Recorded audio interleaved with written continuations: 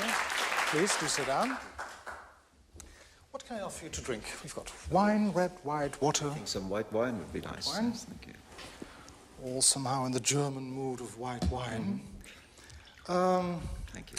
Mr. Rushdie, you do not only have a great talent for writing, but you also seem to have a great talent to provoke people with your books.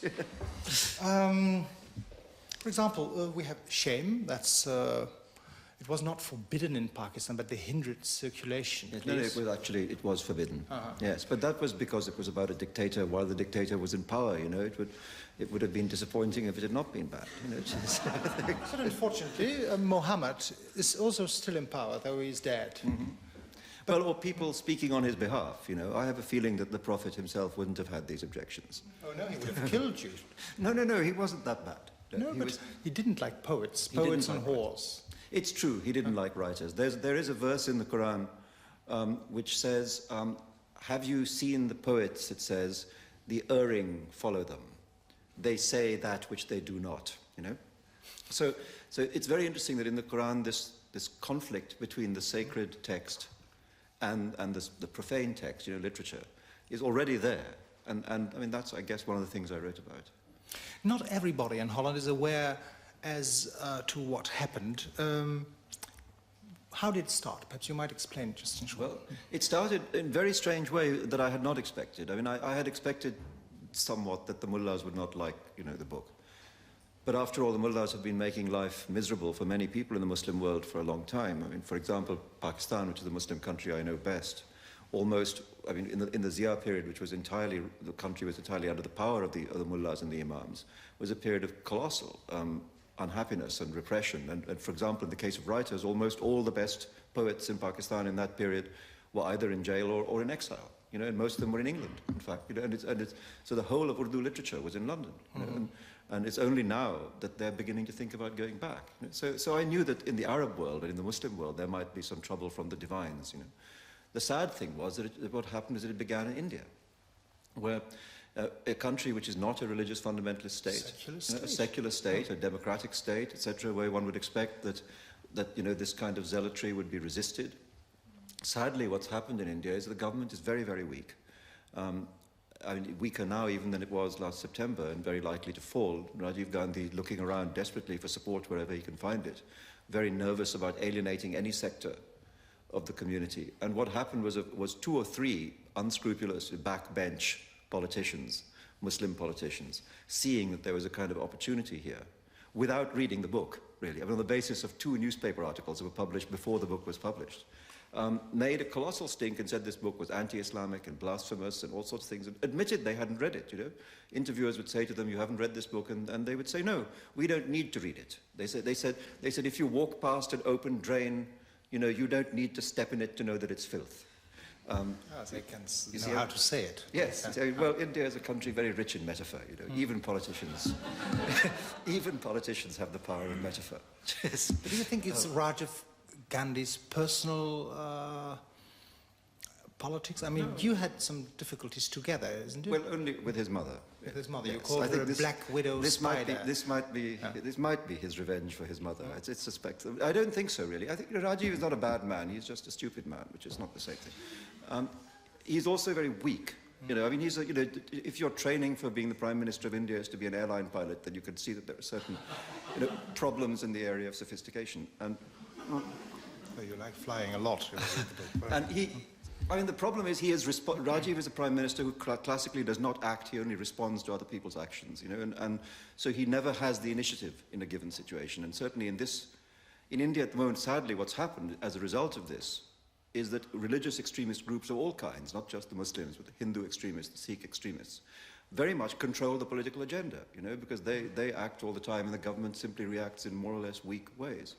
So he hasn't read the book, Rajiv Gandhi. I mean, when the book was banned, I remember I wrote an open letter, which is very widely published in the Indian newspapers, saying to him, look, you know, this has obviously happened somehow without your being aware of it, and, you know, it's time to step in because it's crazy. Did he react on that? Yes, he made a very strange statement, not to me, but to Reuters, news agency.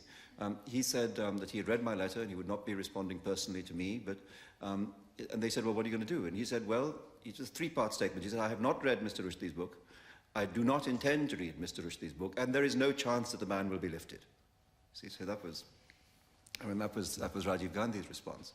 And now the fundamentalists in London yes. are I mean, sadly, what happened, you see, is that once the fuss began in India, then everyone in other Muslim countries began to catch on to the fact that this book was supposed to be blasphemous and so forth. And again, always without reading it, you know.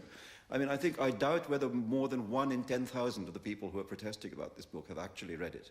Even, you know, the imams in the mosque in Cairo who issued one of their great proclamations against it. But at least some of them bought it to burn it. Yes, well. How did you react on that? Well, I mean, I must say that changed the whole event for me, really, just that one event. Because until that point, I had felt, well, I knew that what I had done in this book was to make, in many ways, a kind of radical critique of certain things about the early history of Islam. And as I say, I didn't expect that people with fundamental orthodox beliefs would like it very much, you know. But and I had felt that up to that point there had been this long campaign of vilifications and smears and threats against booksellers and threats against publishers and threats against me, and I mean all sorts of things. And I had thought, on the whole, I had thought, well, let them do it. You know, I mean, the best thing to do is the book exists. It will find its readers. Readers will make their own minds up. You know, and the book, after all, defends itself better than I can defend it, because, you know, the book took me 5 years, and I can't say it better here than I said it there. So that had been my attitude about it until I saw this image of a burning book, you know, and not only a burning book, because before they burned the book, they got this post, you know, and nailed the book to the post, and then set it on fire. So first they crucified it, you know, and then they burned it, and this, I mean, the power of this image was, I mean, it went straight to one's gut, and it changed the game for me. And I thought, you know, I'm not going to tolerate this anymore, and I have to start fighting back against it, because the image of a burning book is, you know, is the central revolting image for any civilized country. The destruction of information, the destruction of art. And because books burn very easily, you know. I mean, so do newspapers. So the moment you start burning things, you know, it's a very... And I then began to argue back, and one of the things I discovered when I did this is that, in fact, they had no arguments. You know, all they had was abuse. And there was no actual... I mean, they had no arguments. But, for example, you call Mohammed Mahound the devil's synonym, you say. You portray him as a shrewd businessman, ambitious fellow. Well, he was. Very humoristic altogether. No, the point about Muhammad is he was a businessman. I mean, he was. Muhammad was, until the age of 40, he was an extremely rich, successful businessman. Yes, but he's fiddling with the daily numbers of prayings. You deal with his sex life, or not you, but the characters in your novel, of course. Can you understand that the people are a bit touched by that? Well, let's talk about what I was really doing. In the first place, this happens in a dream sequence in the novel, and it happens as the dream of somebody who has just, in a kind of catastrophic action, lost his faith. And somebody who has been very, very devout all his life, comes near to death, and in his illness is calling out on God, and nobody comes, you know, and this has the effect of making him lose his belief, and that has the effect of making him begin to lose his mind. Now, in the process of losing his mind, he has a series of dreams, in the course of which he reinvents, in his dreaming state, events to do with the early history of Islam. And in this state of not only dreaming, but also of great disillusion and turmoil about his religious beliefs. So obviously the religion as it is treated in those sequences is in turmoil, because the character is, you know, that doesn't, what then happens is that it's been taken completely out of that context and treated as if this is my objective attack on Islam. Your defense is so apologetic.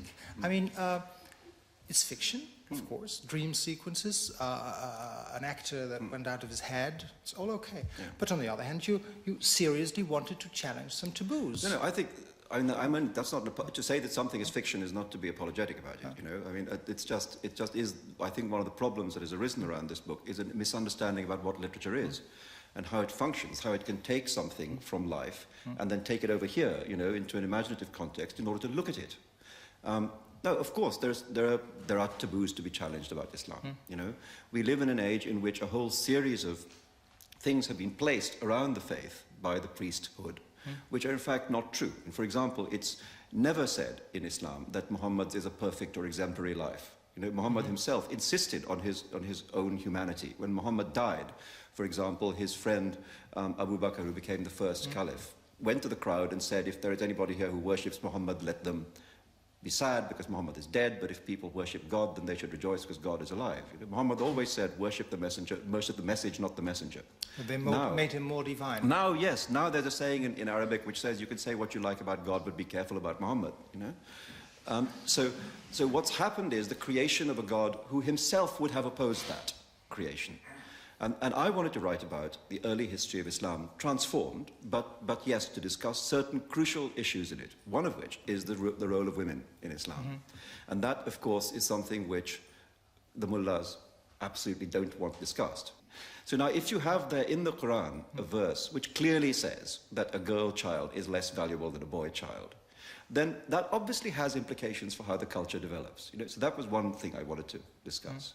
But is Islam so critically studied as you do, like they have in Christianity nowadays, these critical scholars? But well, sadly, in the Muslim world, because there is this extraordinary emphasis on the literal truth of the revelation, a lot of what I'm saying now, a lot of the scholarship that I studied when I studied Islam at university in England, a lot of that material is banned in the Muslim world as well, sadly. So, because, you know, if you don't believe that a supreme being sent another intermediary divine being, an angel, to appear to this 40-year-old businessman in Mecca and dictate a holy text, you know, if you happen not to believe that, then you're in trouble, basically, because that's what you have to believe. You see, because the difference between one of the main differences between Christianity and Islam is that in Christianity the prophet is held to be divine, but the text we all know to be corrupt because it's much later with the Gospels, you know. Whereas in Islam, the prophet theoretically is not divine, but the text is the literal word of God. You were born a Muslim in Bombay. When did you lose faith? I think I don't know exactly when, but in my teens at some point, and I was brought up in a religious family. But you know, I wasn't brought up in a very extreme religious family, and it's interesting that the kind of Islam that developed in the Indian subcontinent is very unlike the kind of Islam that we all know about from, you know, from television, from the Arab world or whatever. You know, because in Islam, in India and Pakistan, or in India in those days, what happened was a kind of fusion between the more mystical pantheistic side of Islam, kind of Sufi side of Islam, with the already existing Hindu and Buddhist ideas that were there. So you got this very gentle, tolerant kind of Islam.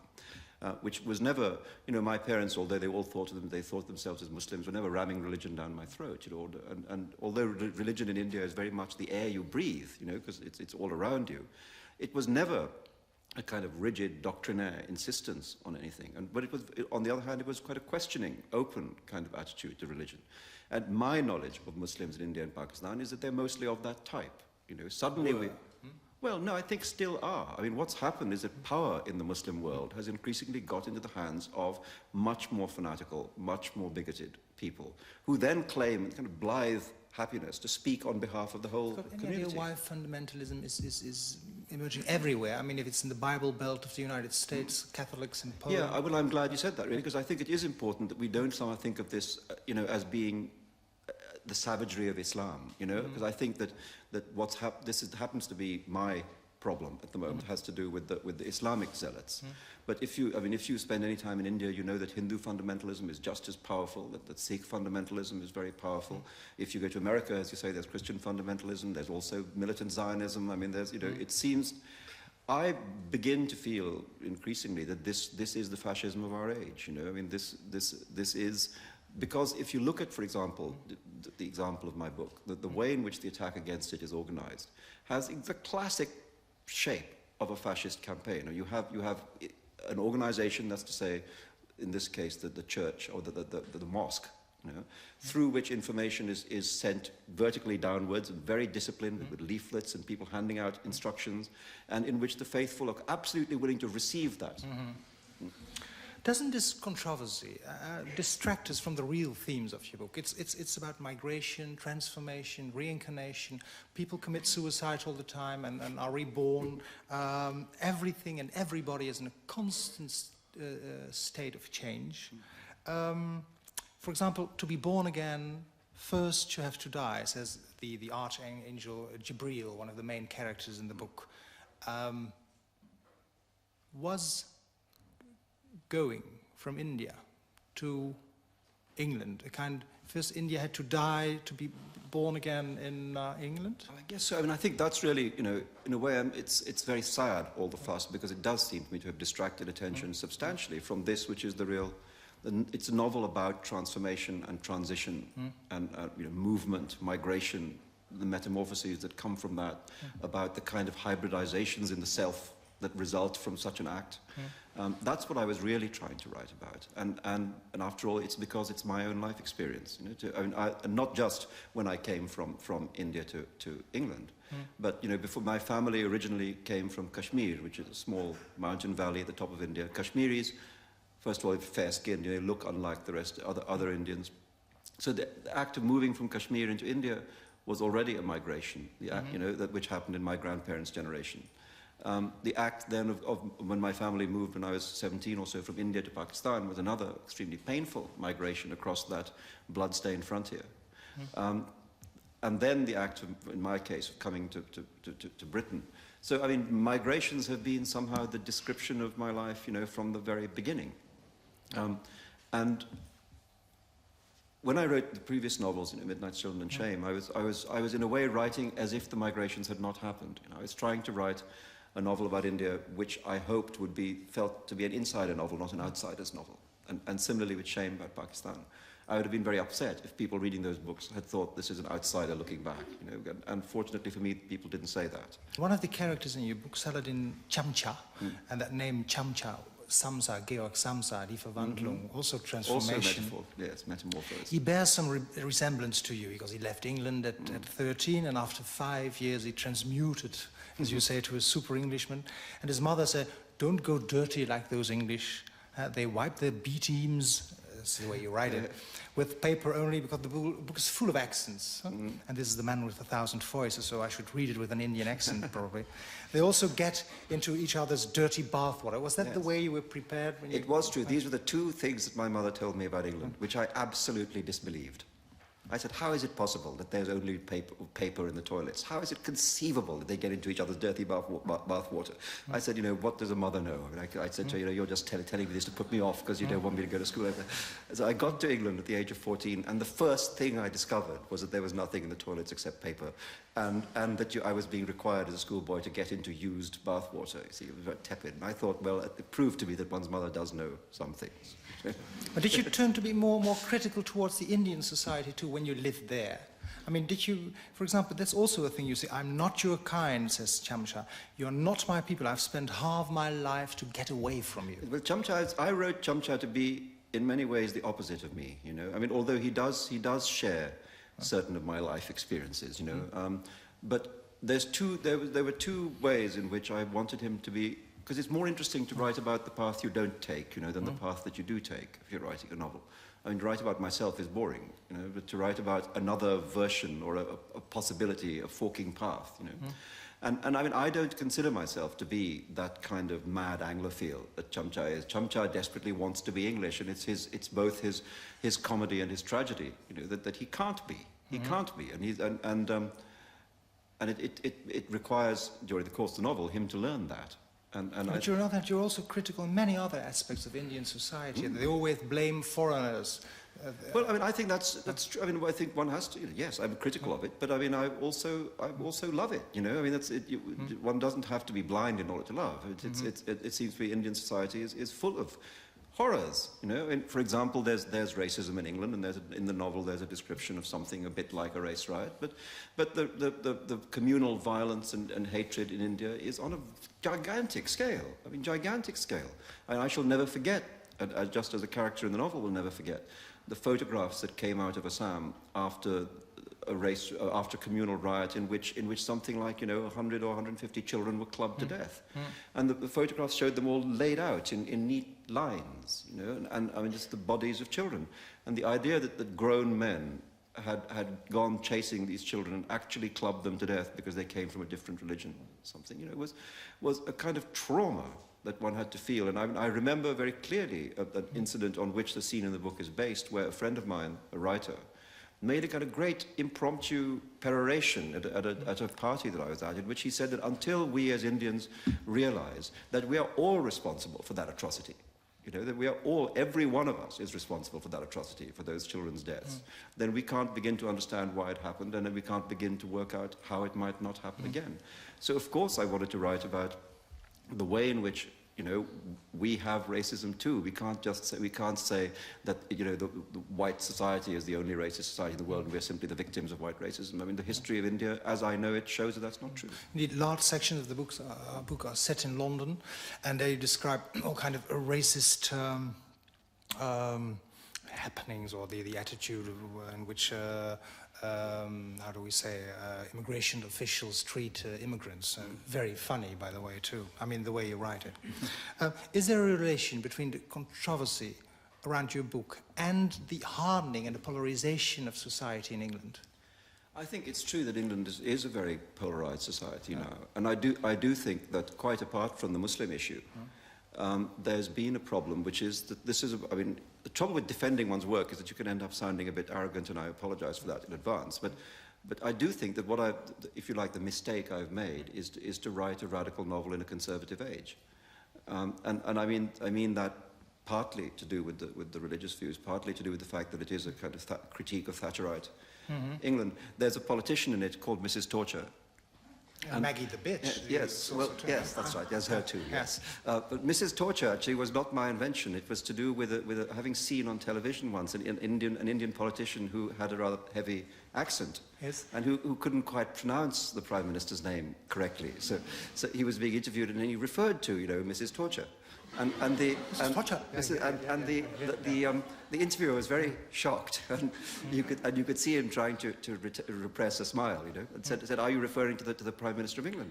And this politician repeated, "Yes, it's here. This is Maggie Torture." See, so I thought she once helped you, isn't it? When she had on a state visit in India, she told Indira Gandhi that she read Midnight Children. Yes, it was the other way. It was when Indira was in England. It was when Indira was in England. Yes, Mrs. Thatcher embarrassed herself by praising Mrs. Midnight Children to Mrs. Gandhi, which didn't go down very well. It also proved that she hadn't read the book, because if she had... Yes, because she's insulted in the book. Because if she had read the book, she would have known not to say it. Don't you think that in this polarized England, that the immigrants also have a kind of growing sense of identity? Well, I think that's right, and I think one of the things that has to be ditched is the word immigrant, because although, I mean, I'm an immigrant, I know, because I grew up somewhere else, I came from somewhere, I know that I come from somewhere else. But now, I mean, more than half the black and Asian British people are born in England. You know, they don't come from anywhere else. I mean, they come from Manchester and, you know, South London, and etc., and they are as British as any other British people.